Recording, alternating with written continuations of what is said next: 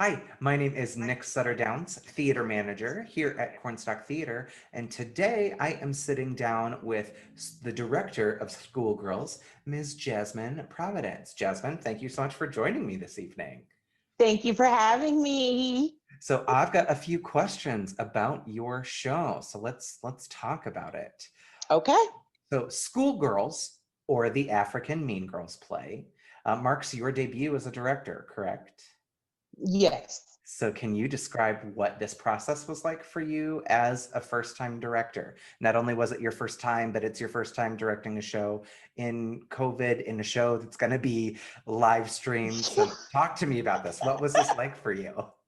Well, I mean, it was a whole lot. First of all, I was nervous because I was like, I've never done anything like this before, but I was excited. I'm like, dude, I've never done anything like this before. So it was y'all know how Wonderland goes up here. So it was a whole lot of emotion, a whole lot of um avenues to grasp from and different people to reach out to learn from and get ideas on what I wanted to do and how I wanted to present this show. So I mean, it was a whole lot of emotion, but fear was there, excitement, anticipation, nervousness out the wazoo, but we made it.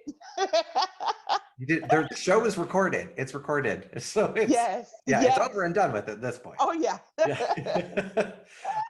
What about this piece in particular drew you to want to direct it as part of Cornstalk's digital play series?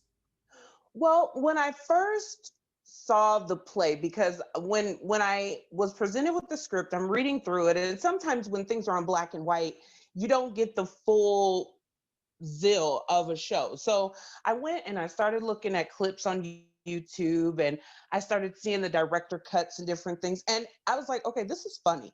Like, this is funny. But then as you start digging deeper into the script and putting pieces together, you start noticing, oh, there's an underlying story here, And so the story that it tells is a difficult conversation for a lot of women of color, Black women in particular, because we are such a colorful race. We have every shade known to man, every hair color known to man. And, you know, um, it gets a little difficult to talk about things such as colorism and what society deems as beautiful versus what we actually, should feel to be beautiful. So that kind of drew me in. I was like, okay, I like this, and this is something that needs to be talked about.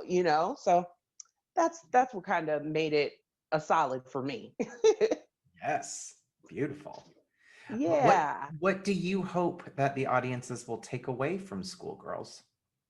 Well, I'm hoping that they're able to enjoy the aspect of live theater in its newest form at this point, and also to talk about those difficult issues like the weight issue or the colorism issue and the opportunities that we don't even think about are gifted towards what society would deem as beautiful versus what we have worked so hard to gather and to prepare for. We want to be able to have those equal opportunities because us as Black women, we face so many stigmatisms, of the strength of a Black woman and the non-vulnerability of a Black woman and how they're so just rah, rah, rah, that we don't get to talk about our softer side, and we're not able to kind of just be ourselves because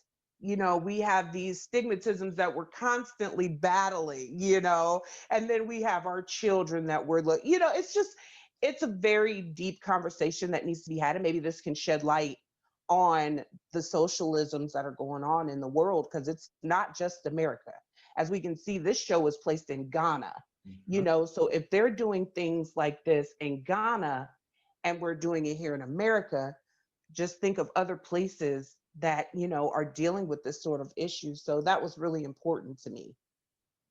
And I think that it's a testament to you as a director with the stacked cast that you were able to bring together. And not only is it a cast of color, but it's an all-female cast. And that's Mhm. so exciting. And I think, and it's timely right now. And I can only imagine, especially from, being in your shoes, that you are getting to bring this extra representation to a whole new, you're opening it up to a whole new audience. And maybe there's going to be a little girl that's watching that finally gets to feel like she's watching a piece of herself on Yeah, screen. And so I think it's so important, the work that you and your cast and crew have done for this. And I absolutely. can't wait for people Yeah. to be able to see this, and the hard work. And especially, I don't think people may realize that in Ghana, it's a different dialect. So not only are you Yeah. pulling this full-fledged show together, but then you have to throw on this dialect on top of Yes. it as well.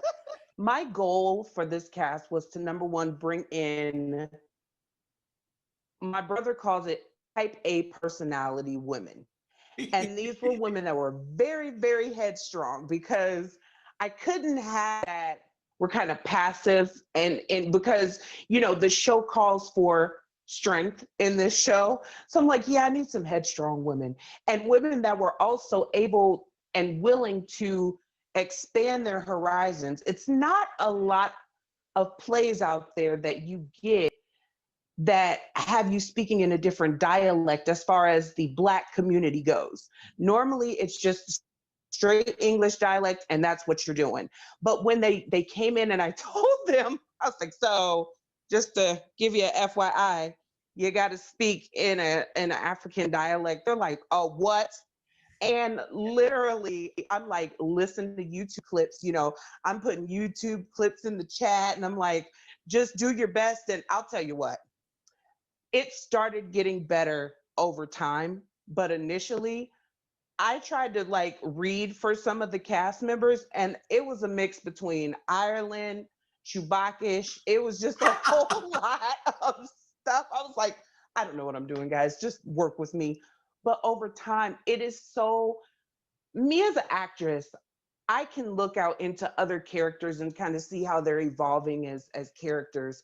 But to see a whole show start to flourish and start to see these actresses come a step away from being who they normally are here in Peoria and become someone that lives in Ghana and is actually facing the things that they faced while being in Ghana, you know, it it was almost mind blowing. It was kind of like nostalgic. I was like, oh my God, this is amazing. And they took it to heart. And, they have a particular scene where it kind of like everything just comes together, and which is part of the reason why they needed to be headstrong. Because I was like, I don't want you to be scared to yell at people.